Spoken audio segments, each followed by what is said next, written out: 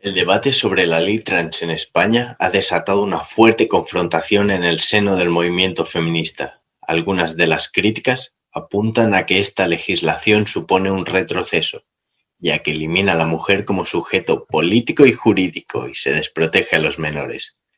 Al otro lado, sus defensores argumentan que hay que corregir una deuda histórica para con un colectivo altamente discriminado. Hoy conversamos sobre este tema con la abogada Nuria González. Bienvenida, Nuria. Muchas gracias por venir y para empezar la entrevista me gustaría preguntarte sobre qué son las teorías queer. Las teorías queer se llaman teorías queer por llamarse algo, porque las teorías las teorías científicas lo que hacen es demostrar algo, y la llamada teoría queer no es más que una amalgama de proposiciones pseudosociológicas, nada científicas, sobre el género de las personas, ¿no? Como si el género determinara o tuviera que sustituir a un hecho material físico que es el sexo, que es inmutable, inmutable, y el género sabemos todos, o por lo menos hemos entendido todos hasta ahora, que es una construcción social, que es precisamente lo que el feminismo quiere destruir, o sea, quiere abolir los roles de género, ¿no? Que es lo que hacen hacer a las niñas las cosas de niñas, para que nos entendamos, y a los niños cosas de niños, ¿no? Lo que aboga el feminismo y por lo que aboga la sociedad hasta ahora es porque pues que cada uno pues puede hacer lo que le dé la gana independientemente de ser un niño o una niña, ¿no? O sea, no existen cerebros azules, no existen cerebros rosas, existen personas que hacen lo que quieren. Entonces, la teoría queer lo que viene a decir es que lo que determina y lo que tiene que determinar a una persona justamente son esos roles de género que son construcciones sociales que a la mitad de la población nos oprime, que son las mujeres, porque tenemos asignados los roles de género pues de sumisión, de cuidadoras, bueno, todo lo que hemos tenido que asumir las mujeres de toda la vida, ¿no? Entonces, la teoría queer lo que basa toda su centralidad en que el género es el que determina a la persona, básicamente así. Entonces, ¿en qué punto surge la polémica entre el feminismo y estas teorías? Pues justamente lo que te he dicho antes, ¿no? Porque ellos basan toda su actividad, digamos, ¿no? Académica, sobre todo, porque el tema de la teoría queer, entre comillas, viene sobre todo del tema de la academia, no es un tema de la calle, o por lo menos no lo era hasta hace 2 días. Basan la centralidad de la persona, del individuo, en el género, en las construcciones sociales. El choque con el feminismo es frontal, porque el feminismo lo que quiere es abolir la construcción social del género y que cada uno haga lo que le dé la gana, o por lo menos pueda hacerlo independientemente de que sea hombre o mujer. Pero no el sexo, porque las mujeres somos oprimidas, vendidas, prostituidas, asesinadas por el hecho de ser mujeres. Y ser mujer es un hecho material, se nace siendo mujer, y eres mujer cuando naces, y eres mujer y te socializan como mujer. ¿Dónde está la diferencia? En que hay una base de la teoría queer que dice que el sexo no es importante, que el sexo no determina absolutamente nada, que lo determina es el género, y que el género además es fluido.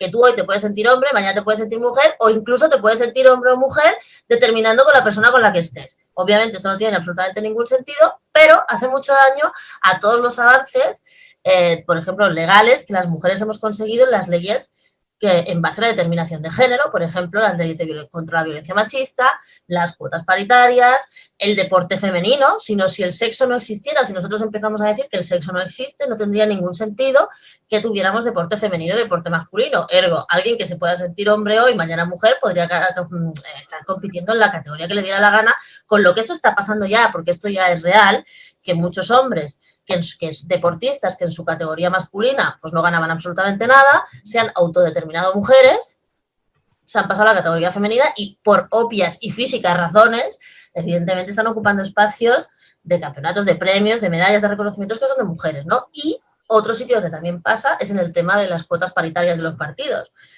Los hombres están sobrerepresentados en la política. Bueno, pues hay hombres que siendo hombres no encuentran su espacio dentro de los partidos políticos, se autodeterminan mujeres y entonces acceden a puestos que teóricamente son para mujeres porque son las cuotas paritarias por las que tanto hemos luchado, ¿no? Entonces, ese es el choque que viene con la teoría queer y el feminismo, que el feminismo lo que quiere es tener los espacios para mujeres y además nosotras determinamos que el sexo a nosotras nos condiciona la vida y que existe y es una realidad material y que el género también existe, pero es una construcción social que hay que derrocar, abolir, y ellos basan toda la vida de la persona en la construcción del género. Entonces, aquí en España se ha empezado a hablar de se ha llamado ley trans, ¿Qué relación tiene con estas teorías? Exactamente. Es que esa es la madre del asunto. Porque la transexualidad no tiene que ver con la teoría queer. Y me explico porque esto, pues ellos lo toman como la base del asunto, pero no, porque lo primero que habría que hacer era, y esto es muy complicado parece, pero no lo es tanto, ¿no? Distinguir entre la transexualidad y el transgenerismo. La transexualidad es si quieres, es la transición de una persona de un sexo a otro sexo, pero no género, de un sexo a otro sexo. O sea, una mujer que transita y acaba siendo un hombre, por lo menos en la mayoría de su cuerpo, pero eso tiene un principio y un final. Una persona o un hombre que se siente mujer, que hace todo su proceso X no sé qué, y al final transiciona, y la transición tiene un fin. Y esas personas transexuales tienen sus derechos reconocidos desde el 2007 y en un montón de comunidades autónomas y y no sé qué, no sé cuánto. ¿Qué pasa con la transexualidad? Pues que tiene unas garantías para la persona también, porque eso es un proceso médico complicadísimo, que tiene un montón de componentes psicológicos, médicos, nutricionales, hormonales, una pasada. O sea, imagínate transformar el cuerpo, ¿no? En la medida de lo que se puede. Pues obviamente eso tiene que llevar pues un acompañamiento de médicos, psicólogos, psiquiatras, etcétera, etcétera, porque a nadie se le ocurriría hacer un proceso que además conlleva un montón de operaciones y un montón de cosas sin la supervisión de nadie. Es que eso no cabe en la cabeza de nadie, ¿no? Eso estamos por un lado. ¿Qué tiene que ver eso con la ley trans? Absolutamente nada. No tiene que ver nada, porque la ley trans no tiene nada. O sea, no se preocupa en absoluto del colectivo transexual. Ellos basan la ley trans, o lo que por lo menos hemos sabido de la ley trans, en toda la teoría del transgenerismo, que es diferente. El transgenerismo, como te he dicho antes, no tiene ni un principio ni un final. Se basa en que las personas, solo con autoidentificarse con algún género, claro, como el género no es una cosa física, sino una construcción social, ya tienen que ser reconocidas de ese determinado género, que las personas se autoidentifiquen, sin nada más. O sea, autoidentificar, yo te digo hoy me llamo Nuria, soy una mujer, y dentro de media hora te digo, hola, me llamo Pepe y soy un hombre. Y vale, ¿no?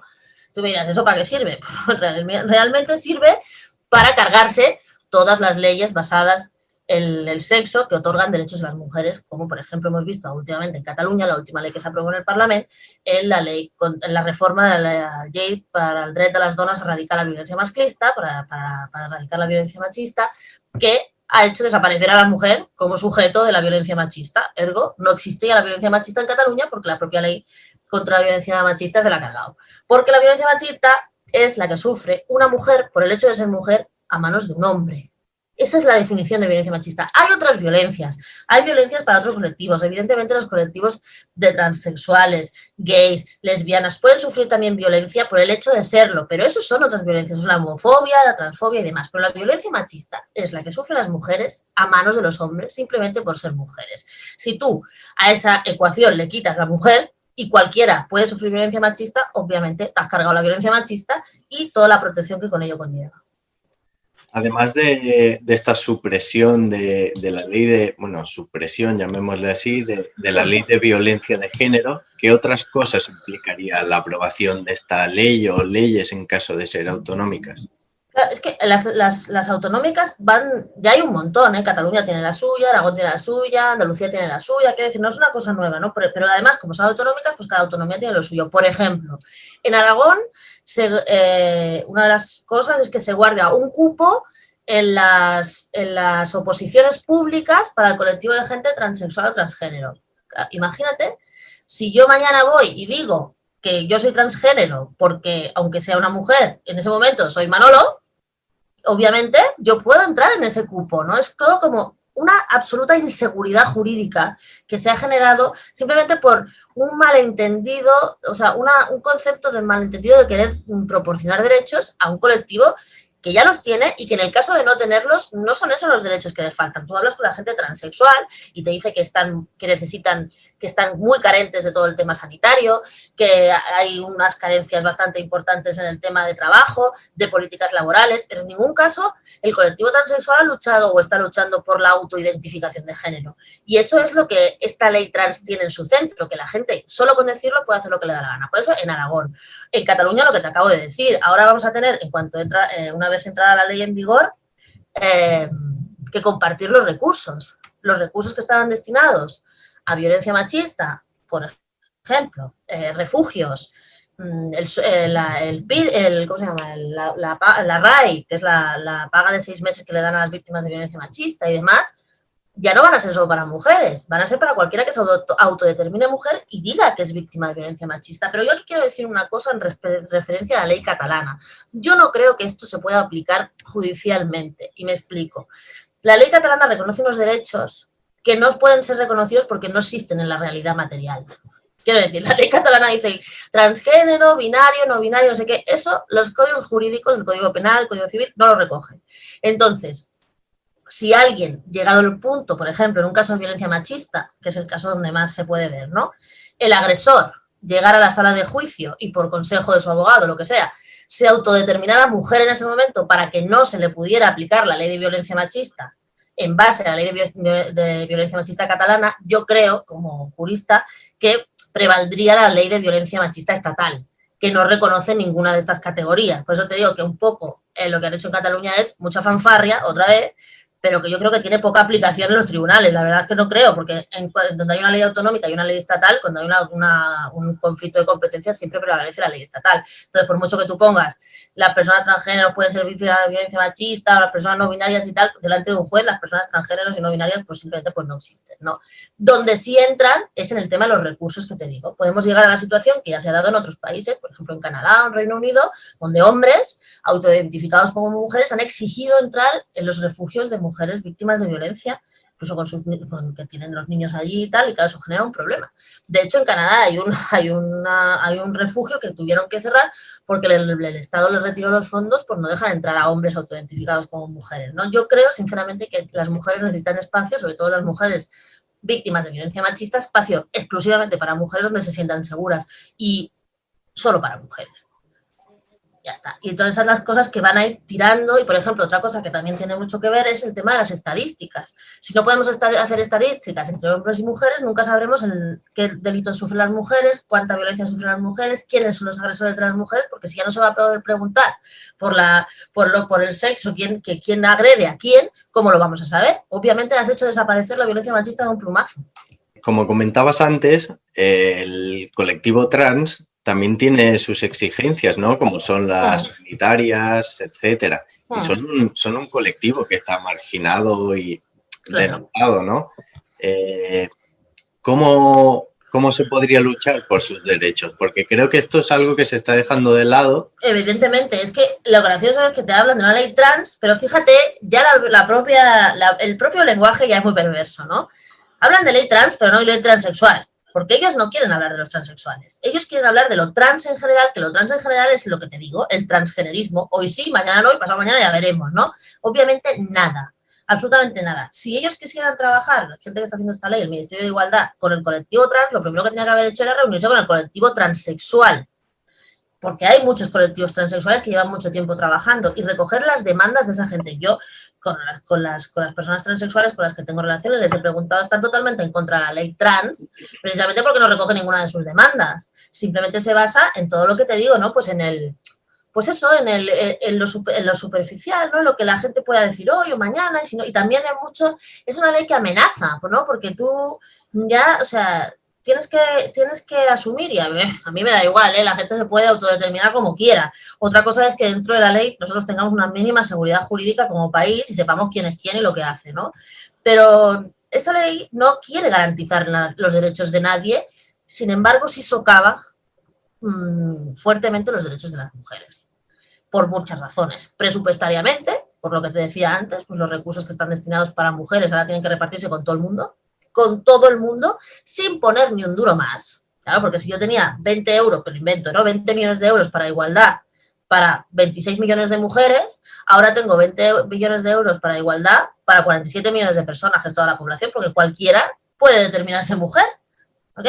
Entonces, el tema de los presupuestos nos ha ido para atrás. Y en el tema de los derechos, igual, lo que te decía antes, derechos políticos, cualquiera se puede autodeterminar mujer, pues los derechos ya no valen para nada. El deporte, la visibilidad y luego, sobre todo, aquí hay un problema que es lo que nosotras también estamos muy preocupadas, que es como todo el tratamiento de la infancia, ¿no? La poca protección que se le da a la infancia, los desprotegidos que se quedan, porque no entendemos muy bien por qué un niño, que es un niño y que tiene que ser un niño y que puede jugar con quien quiera y a lo que le dé la gana, no entendemos ese afán de etiquetar personas y mucho menos menores, ¿no? Y que además que los padres o los educadores ni siquiera puedan pues hacer el acompañamiento de sus hijos en caso de que sus hijos digan un día pues que se sienten X cosa, ¿no?